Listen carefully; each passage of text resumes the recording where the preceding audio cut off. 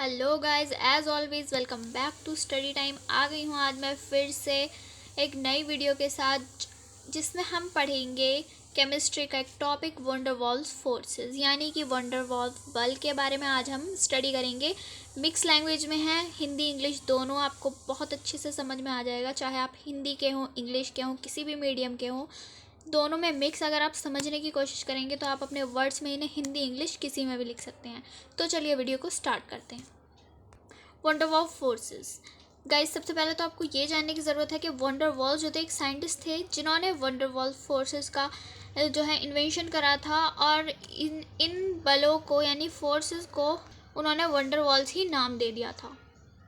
तो अब देखते हैं ये होते क्या हैं। किसी कोवलेंट मॉलिक्यूल के कई एटम्स कोवलेंट बॉन्ड से जुड़े होते हैं। ऐसे मॉलिक्यूल्स के बीच वीक अट्रैक्शन फोर्स वर्क करते हैं, यानी कि किसी भी मॉलिक्यूल्स के अंदर एटम्स जो होते हैं वो कोवलेंट बॉन्ड के थ्रू जुड़े होते हैं। ये बहुत ही नॉर्मल सी बात है। तो ऐसे मॉलिक्यूल्स के बीच में वीक अट्रैक्शन होता है, फोर्सेस वीक अट्रैक्शन फोर्सेस होते हैं, वर्क करते हैं। दीज फोर्सेस आर कॉल्ड, यही फोर्सेस वंडरवॉल्स फोर्सेस कहलाते हैं। यह मॉलिक्यूल्स को एक दूसरे के पास रखते हैं।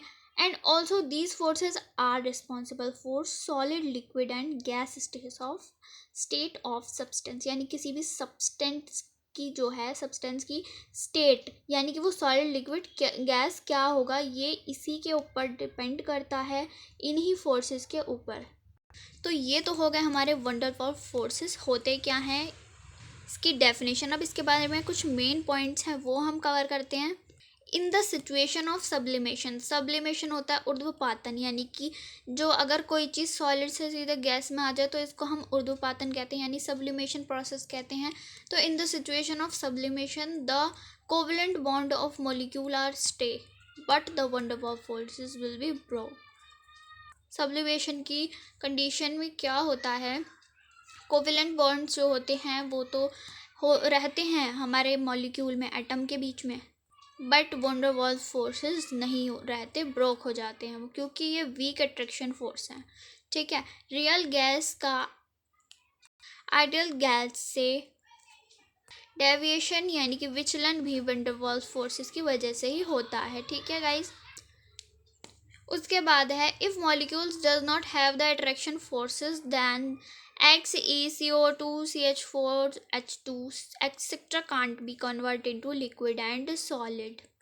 अगर मॉलिक्यूल्स के बीच में अट्रैक्शन फोर्स नहीं होते तो ये जो हमारे एलिमेंट्स हैं, जी है और जेनॉन बोलते हैं इसको, शायद मुझे कंफर्म नहीं है, CO2 है, CH4 मीथेन है, H2 है एक्सेट्रा, ये सब जो हैं कभी भी लिक्विड या सॉलिड फॉर्म में कन्वर्ट नहीं हो पाते। जब फोर्स ऑफ अट्रैक्शन ही नहीं होगा तो वो लिक्विड और सॉलिड में नहीं हो पाते कन्वर्ट।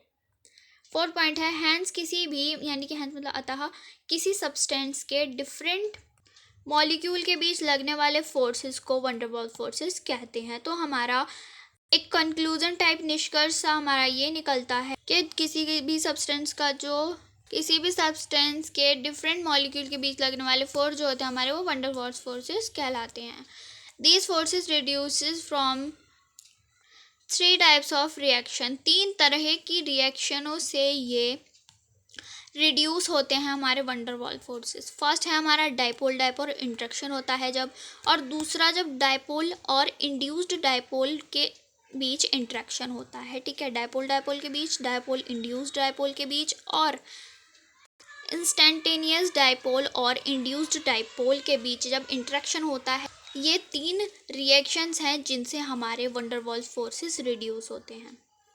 तो गाइज ये है पूरा वंडरवॉल्स फोर्सेस के ऊपर हमारी पूरी थ्योरी। आई होप आपके अच्छे से समझ आ गई होगी। लैंग्वेज बिल्कुल भी हार्ड नहीं है, बिल्कुल सिंपल है, कोई भी इसमें रॉकेट साइंस नहीं है, बिल्कुल ईजी है टॉपिक।